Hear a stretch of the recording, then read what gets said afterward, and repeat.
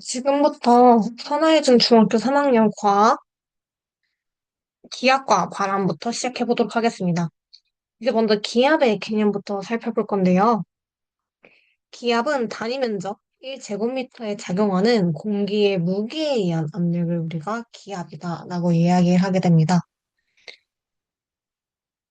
그러니까 좀 더 쉽게 설명을 해보자면요. 이제 기권을 이루는 공기는 이제 중력에 의해서 지표면을 누르고 있겠죠. 그래서 이때 이 공기가 단위 넓이에 작용하는 힘을 우리가 기압 또는 대기압이라고 이야기를 하게 되는 겁니다. 이때 기압은 모든 방향에서 같은 크기로 작용을 하게 됩니다. 기압은 어떻게 측정을 하게 되냐면요. 이탈리아의 과학자 토니첼리가 수은을 이용을 해서 최초로 측정을 하였습니다. 이걸 바로 우리가 토니첼리의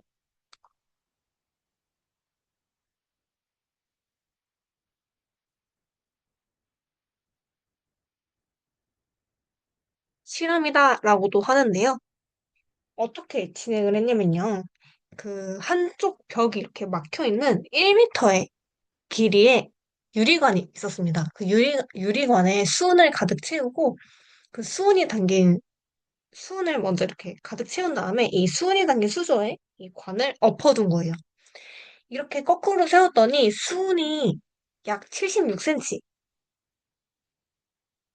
높이까지 이렇게 내려오다가 더 이상 내려오지 않고 멈추게 된 거죠. 이게 왜 멈추게 됐냐면요. 이 기압이, 그러니까 이 수소에 작용하는 이 기압이 누르는 기압과 이 수은 기둥, 이 76cm의 수은 기둥이 내려오는 압력, B라고 봅시다. B와 이 누르는 이 압력 A가 같아졌기 때문입니다.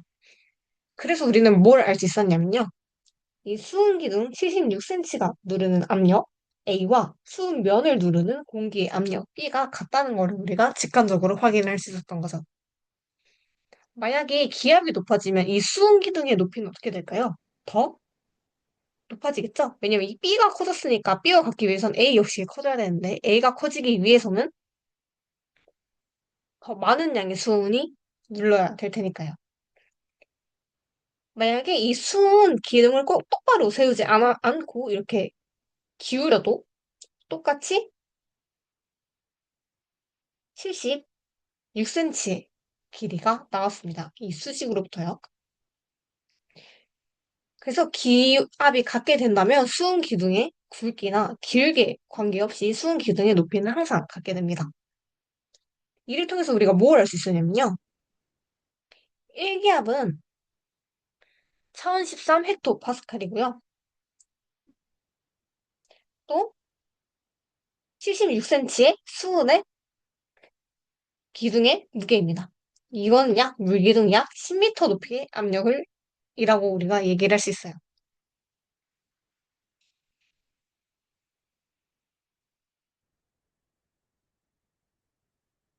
그 기압은 어떻게 분포하게 될까요? 우리가 산에 올라간다고 생각을 해봅시다.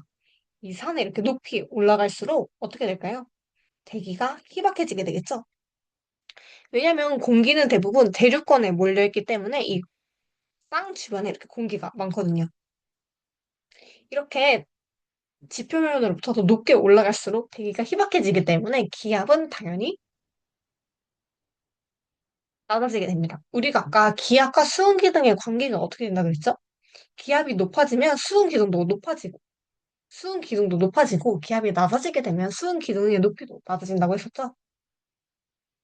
따라서 이 수은 기둥을 땅에서 이렇게 쟀을 때는 H1이 나오지만 이렇게 높은 산에 들고 올라가게 된다면 H2의 높이가 나오게 될 겁니다. 이 값을 비교를 하면 당연히 H2가 H1보다, 죄송해요. H1이 H2보다 더 크게 되겠죠? 그래서 이 그래프를 보면요. 이 더 낮을수록 높이가 기압이 커지고 높이가 높을수록 기압이 훨씬 작아지는 것을 우리가 확인을 할 수 있습니다. 우리는 기압을 이제 뭐 흡착 고무나 빨대, 진공 청소기, 분무기와 같이 일상생활 많은 곳에서 활용을 하고 있습니다. 그 다음 바람을 배워봅시다. 바람은 이제 기압이 높은 곳에서 낮은 곳으로, 그러니까 기압 차이에서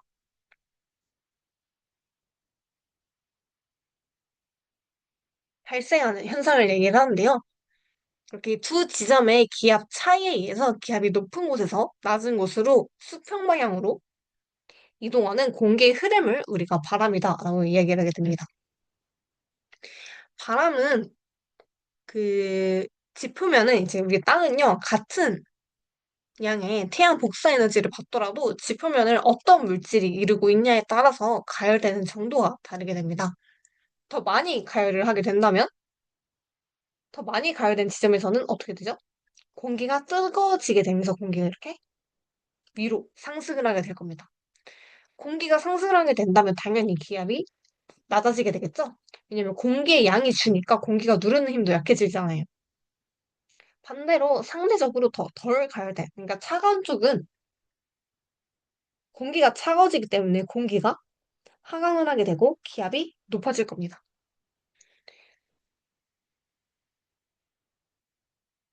그 결과 이 땅 위에서는 기압이 이렇게 높은 곳에서 낮은 곳으로 이렇게 바람이 불게 되는 거죠. 이때 풍향이라고 하는데요. 풍향은 바람이 불어오는 방향을 우리가 풍향이라고 하게 되고요. 풍속은 바람의 세기를 나타내는 단위입니다. 나타내는 말로 단위는 미터 퍼 세크를 사용합니다.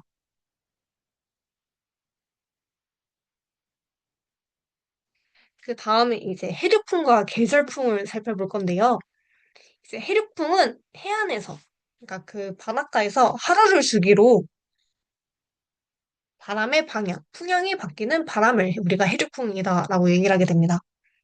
낮에는 해풍이 불게 되고요. 밤에는 육풍이 불게 됩니다. 한번 해풍부터 살펴볼까요? 낮의 경우에 태양은 어떻죠? 태양 복사 에너지가 바로 이 표면과 이 바다를 달구게 됩니다. 낮의 경우에는. 이때 육지는 바다보다 열 용량이 작기 때문에 바다보다 훨씬 빨리 가열이 되게 됩니다. 따라서 이 땅 쪽의 온도가 상대적으로 높기 때문에 여기는 상승 기류가 생기게 되고요. 바다 쪽은 상대적으로 온도가 낮기 때문에 이렇게 하강 기류가 발생을 하게 되는 거죠. 우리가 아까 바람은 어떻게 분다 그랬죠? 하강 기류가 발생하면 그러니까 기압에서 높은 지점에서 낮은 지점으로 바람이 불게 되겠죠. 때문에 낮에 바닷가에서는 바다에서 육지 쪽으로 바람이 불게 될 겁니다. 우리가 아까 바람 이름을 어떻게 지어준다 그랬죠? 바람이 불어오는 방향 기준으로 지어준다 그랬죠. 그래서 바다에서 땅으로 바람이 불기 때문에 그러니까 해풍이다라고 우리가 이름을 붙여서 부르게 됩니다. 반대로 밤을 봐볼까요? 밤의 경우에는 온도가 내려가게 되죠. 근데 우리가 아까 열용량이 바다가 훨씬 더 크다고 했습니다. 그러면 상대적으로 땅이 식는 속도에 비해서 그러니까 바다가 식는 속도가 상대적으로 느릴 거예요. 때문에 상대적으로 이번에는 육지가 더 차갑기 때문에 하강기류가 바다가 더 따뜻하고 뜨겁기 때문에 상승기류가 발생을 하게 되겠죠. 때문에 이번에는 하강기류, 그러니까 기압이 더 높은 육지 쪽에서 바다 쪽으로 바람이 반대로 불게 될 겁니다. 그래서 우리가 육지에서 바다로 바람이 불기 때문에 우리가 육풍이다라고 이름을 붙인 거죠.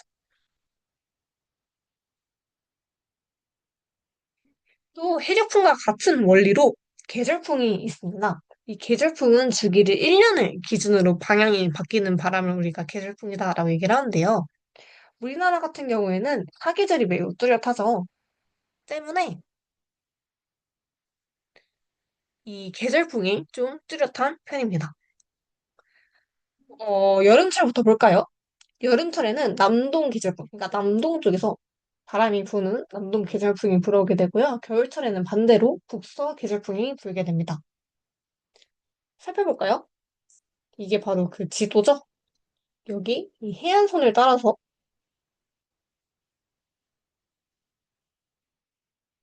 여기는 바다, B는 육지일 겁니다. 우리 아까 낮 동안, 그러니까 뜨거울 동안에는 육지 쪽이 더 빠르게 가야 된다 그랬죠?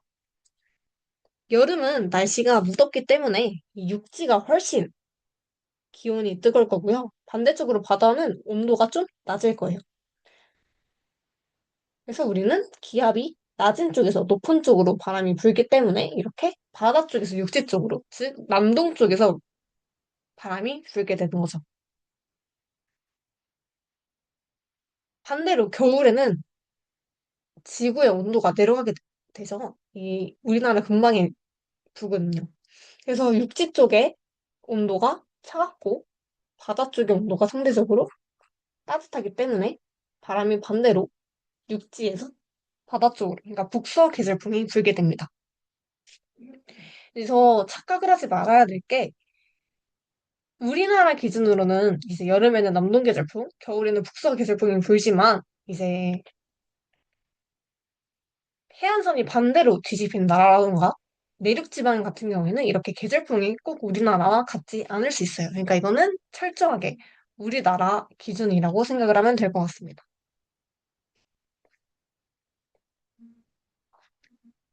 그 다음에 이제 대기, 대순환인데요. 이게 선생님께서 수업을 안 하셨을 수도 있어서 그냥 간단하게만 짚고 넘어가도록 하겠습니다. 대기 대순환은 지구 전체 규모로 일어나는 공기 흐름을 우리가 대기 대순환이다라고 얘기를 해요. 적도와 극 사이에 나타나는 세 개의 큰 순환을 우리가 대순환이다라고 얘기를 하게 됩니다. 이 원인은요, 위도에 따른 태양 복사 에너지 양의 차이가 바로 그 원인이고요. 또 지구의 자전 때문에 발생을 하기도 합니다. 이 지구의 자전이 일어나기 때문에 우리가 세 개로 나눠서 보게 되는 거죠. 한번 볼까요? 이게 바로 우리 지구죠? 이 적도에 가까운 저압대 같은 경우에는 온도가 가장 뜨겁고 이 극쪽은 가장 온도가 차가울 겁니다. 아까 우리가 더 차가운 쪽은 어떻게 한다고 했죠? 더 차가운 쪽은 기압이 높고 더 뜨거운 쪽은 기압이 낮다. 그랬죠? 그러니까 기압이 높은 곳에서 낮은 쪽으로 바람이 불기 때문에 이 쪽에서는 이렇게 적도 쪽으로 바람이 불게 되고요.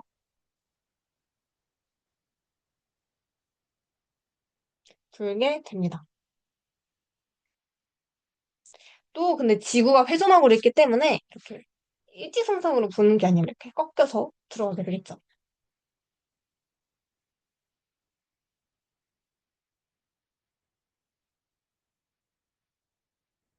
그래서 우리가 이제 지구가 자전을 하기 때문에 이렇게 세 가지, 이 위쪽을 보면 세 가지를 나누어서 우리가 이름을 붙여서 부르게 되는 거고요. 사실 이게 이번 교육과정에서 약간 빠진 내용이라 한 여기까지만 짚고 넘어가도 괜찮을 것 같습니다. 그냥 지구 대기 대순환이라는 게 있다 정도로만 알고 넘어가면 될 것 같아요. 또 그 표층 순환이라는 것도 있는데 이것도 마찬가지로 교육과정에서 빠져가지고 그냥 잠깐만 짚고 넘어가겠습니다. 이 대기 대순환으로 부는 바람에 의해서 표층 해류가 발생을 하게 되고 이게 이어서 표층 순환이 발생을 하게 되는 겁니다. 이게 왜 중요한 역할을 하냐면요. 이 저위도에, 그러니까 이쪽에 남는 에너지가 지구 고위도로 운반이 되면서 전 지구적으로 에너지 균형을 맞추는데 매우 중요한 역할을 하고 있습니다. 네, 이렇게 오늘 개념 다 살펴봤는데요. 사실 오늘 크게 어렵지 않죠, 내용이. 그래서 한번 다시 읽어보고 그 다음 준비된 10문제 가량을 10분간 풀어보고 다시 영상 재생시키면 될 것 같습니다. 그러면 영상 잠시 멈추고 문제 풀고 다시 만나도록 하겠습니다.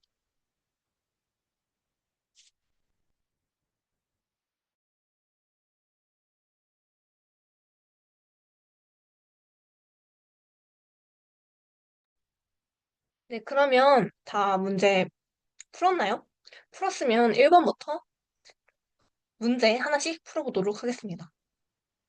1번은 기압에 대한 설명으로 옳은 거를 고르는 문제네요.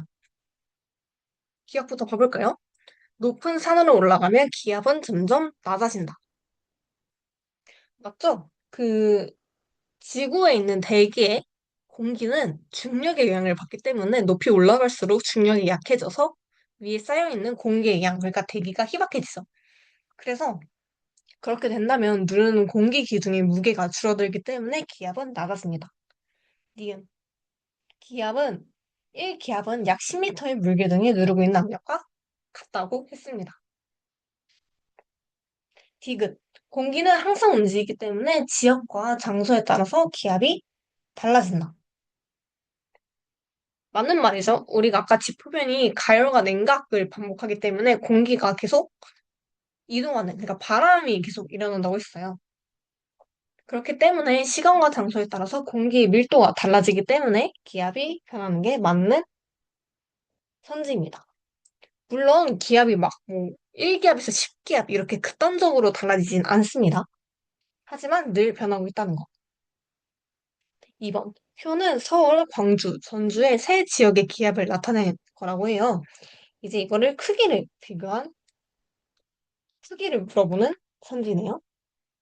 볼까요? 광주를 기준으로 일단 잡아봅시다. 왜냐면 광주가 그 기압을 나타내는 단위를 쓰고 있으니까요. 우리가 아까 1기압은 뭐라 그랬죠? 수은 몇 센치? 수은 76cm에 수온이 누르는 압력과 같다고 했고요.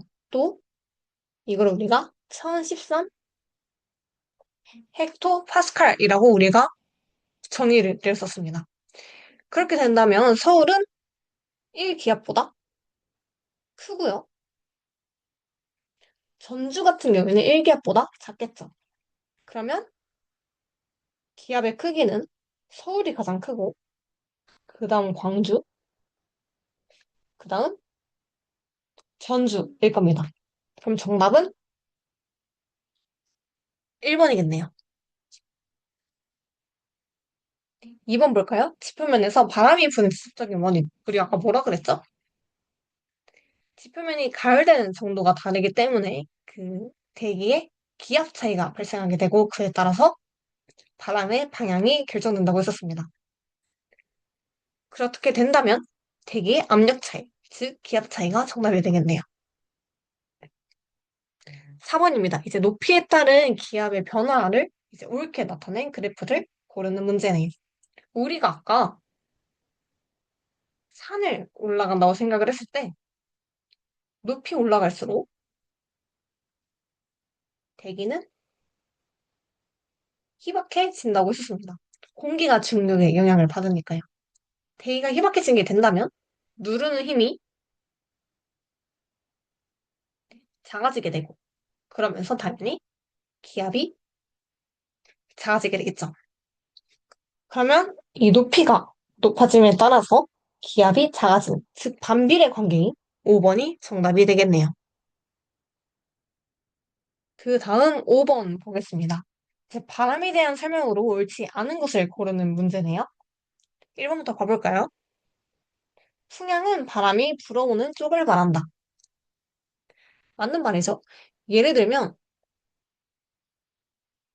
북서풍 같은 경우에는 북서쪽에서 불어오는 바람을 뜻하는 겁니다. 그래서 1번은 맞는 선지입니다.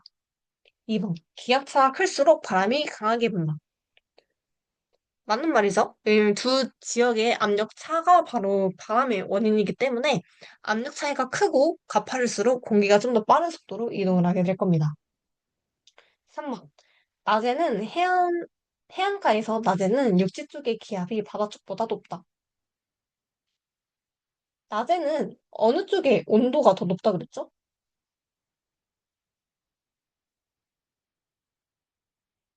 육지의 온도가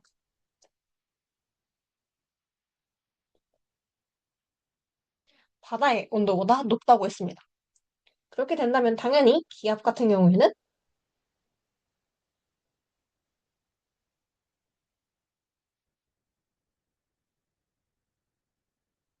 육지 기압이 바다 기압보다 더 작게 되겠죠? 때문에 3번.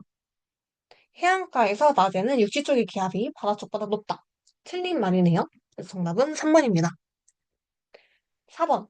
해안가에서 밤에는 육지 쪽에서 바다 쪽으로 바람이 분다. 반대로 밤에는 우리가 아까 위에서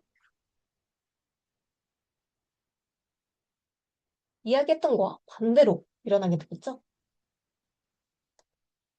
따라서 육지의 온도는 바다의 온도보다 작게 되고, 따라서 육지의 기압은 바다의 기압보다 클 거예요.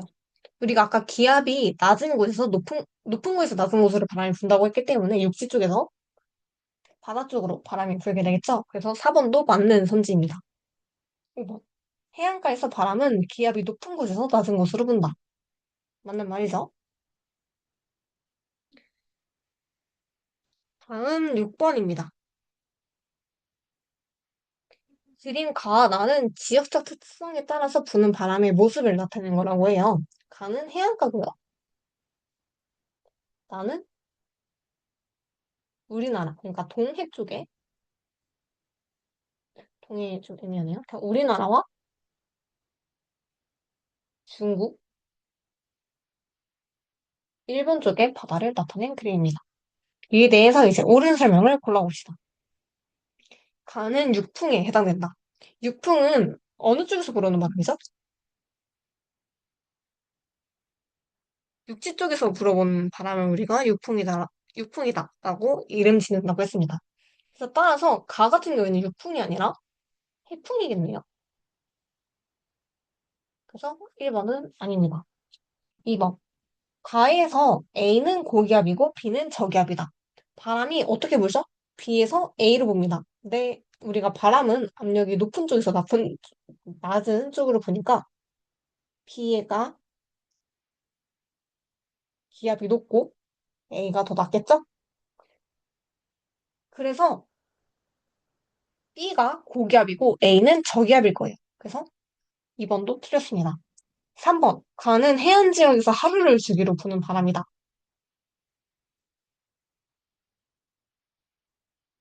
맞는 말이죠? 낮에는 해풍이 불고 밤에는 육풍이 불면서 이제 하루를 주기로 바람이 바뀐다고 했습니다. 그래서 3번이 정답입니다. 4번. 나에서 A는 저기압이고 D는 고기압이다. 아까 우리 계속 얘기했죠? 고기압에서 저기압으로 바람이 분다고 했습니다. 그래서 반대가 되었네요. 나, 5번. 나는 여름에 부는 계절풍을 나타낸 것이다. 계절풍을 나타낸 그림은 맞는데요. 여름인가요? 육지가 더 고기압이 되는 계절. 그러니까 육지가 더 차가운 계절은 바로 겨울이겠죠? 그 정답은 3번입니다. 다음 7번 문제입니다. 이제 옳은 설명을 보는 순지네요. 기억. 고기압에서는 구름이 발달해서 흐린 경우가 많다. 이거 이제 계절에 관련된 건데요. 한번 봐봅시다. 고기압은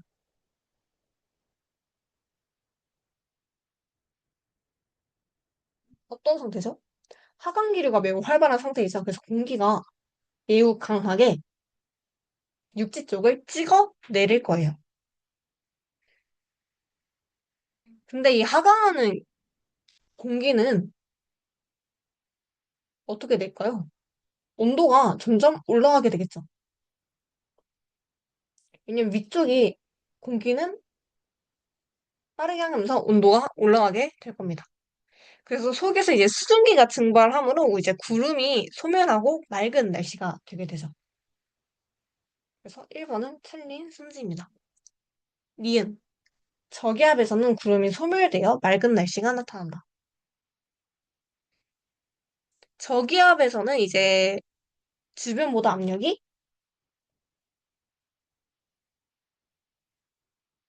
낮겠죠?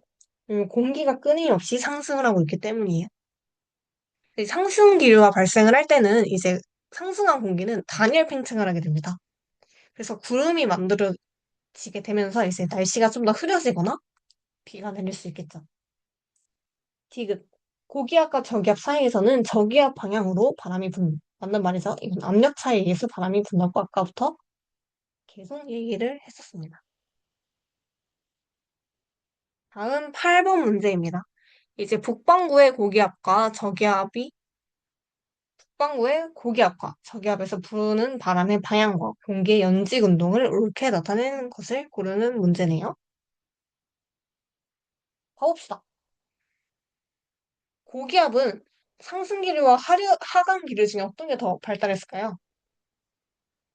고기압에서는 하강기류가 발달했겠죠? 왜냐하면 공기가 더 많이 유입이 되어야 그 근방의 기압이 높아질 테니까요. 따라서 상승기류인 2번 아니고요. 2번이 아닐 겁니다. 반면에 저기압에서는 어떨까요? 저기압에서 반대로 상승기류가 활발할 거예요. 그래서 3번이 아니겠네요.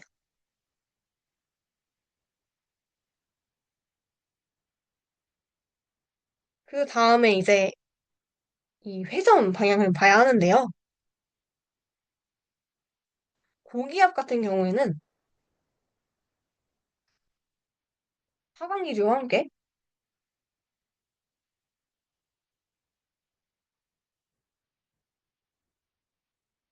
시계 방향으로 바람이 불어 나갑니다.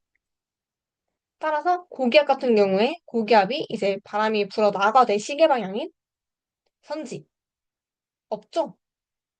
일단 1번 같은 경우에는 바람이 유입이 되고 있고요. 지상에서도.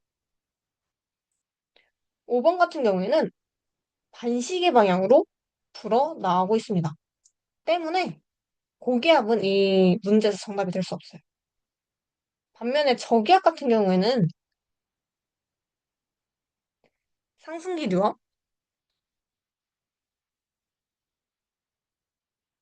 반시계 방향으로 불어 들어오게 되죠. 따라서 상승기류고 바람이 반시계 방향으로 불어오는 4번이 정답이겠네요. 다음 9번 보겠습니다. 이제 9번은 온대 저기압을 위에서 본 모습을 나타낸 그림이라고 하네요.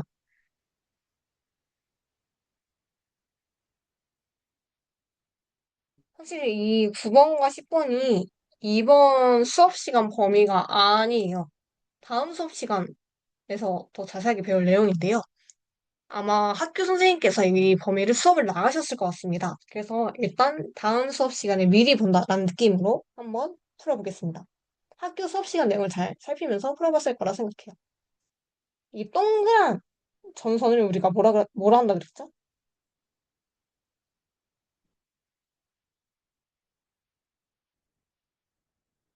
바로 우리가 온난 전선이라고 이름 지었었고요. 이 뾰족뾰족한 전선은 바로 우리가 한랭 전선이라고 불렀습니다. 이 A 같은 경우에는요, 한랭 전선 뒤쪽이고요. B 같은 경우에는 온난 전선 앞쪽이네요. 그래서 이 A 지역 같은 경우에는 이제 찬 공기가 따뜻한 공기를 이제 파고 들게 되면서 경사가 급한 전선면을 만들었을 거예요. 이런 식으로요. 그러니까 보면 여기가 찬 공기가 이렇게 파고들면서요. 반면에 이 B번 온난 전선 앞쪽 같은 경우에는 이 땅을 기준으로 찬 공기가 이 차가운 공기를 이렇게 완만하게 타고 오를 겁니다. 따라서 A 지역 같은 경우에는 이제 수직으로 높게 자라는 저군형 구름이 발달하게 될 거고요. B 지역에서는 승형 구름이 발달하게 되겠죠. 그래서 1번부터 봐봅시다. 1번. A 같은 경우에는 찬 공기, B는 좀 더 온난한 전선의 앞줄이기 때문에 둘 다 찬 공기나 찬 공기 영향권이나 구체적인 날씨 특징이 다르게 되겠죠.